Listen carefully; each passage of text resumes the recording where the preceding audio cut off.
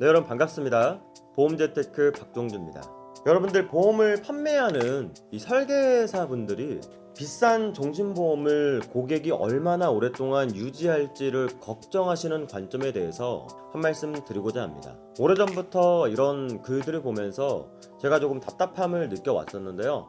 이 신문이나 방송에서도 매번 똑같은 얘기뿐입니다. 이는 일부 마케팅의 필요에 의해서 하는 얘기일 수도 있는데요. 차라리 그런 경우는 저도 이해를 하겠습니다. 그런데 의도적인 것이 아니라 진심으로 그렇게 생각하시는 분들을 보면 저는 조금 안타깝습니다. 저는 이 걱정을 설계사가 왜 하는지부터가 이해가 되지 않습니다. 애초에 오랫동안 유지하지 못할 형편의 사람에게는 애초에 그 상품을 판매하지 말았어야 했습니다. 필요를 느끼고 오랫동안 유지할 의지와 형편이 되는 사람에게 이 종신보험을 팔고 있는 대다수의 이 설계사분들에게 이런 얘기를 할 건 아니라고 생각합니다.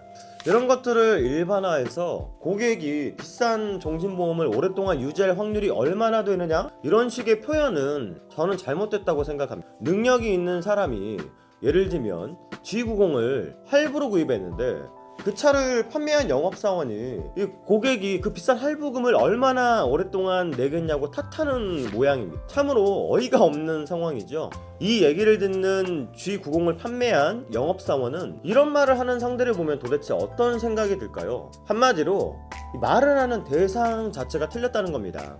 물론 지금은 형편이 되지만 나중에 상황이 달라져서 유지를 못할 수도 있습니다. 그런데 판매하는 이 판매자가 그런 것까지 걱정해가면서 물건을 팔아야 할까요?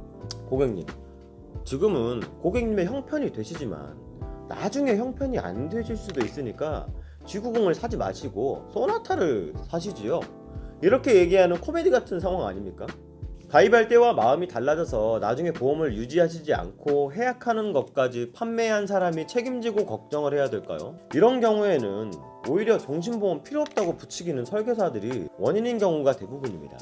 형편도 되고 가입할 이유도 충분히 있어서 잘 가입해둔 종신보험을 온갖 이유들을 갖다 붙여서 아무리 필요해서 가입을 했고 여력이 내가 충분히 있다라고 치더라도 마음이 흔들리고는 결국 해약하게 되는 상황까지 오게 됩니다. 오랫동안 유지하는 고객이 얼마나 되겠냐고요? 바로 이런 설계사들 때문에 멀쩡하게 가입한 종신보험들이 오랫동안 유지되어서 아름답게 제 역할을 하지 못하고 사라지는 겁니다.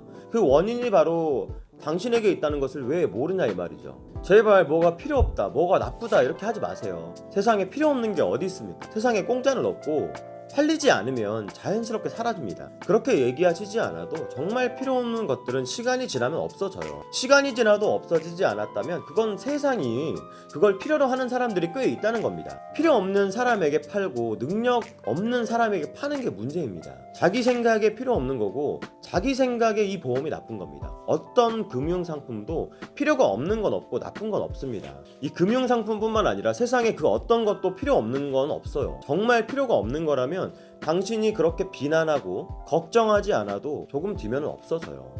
자기 스스로 잘 몰라서 필요 없다, 나쁘다 이렇게 생각하는 겁니다. 진짜로 필요 없고 나쁜 거라면 그 상품이 그런 상태로 팔리도록 내버려두는 정부 당국이 잘못된 거겠죠.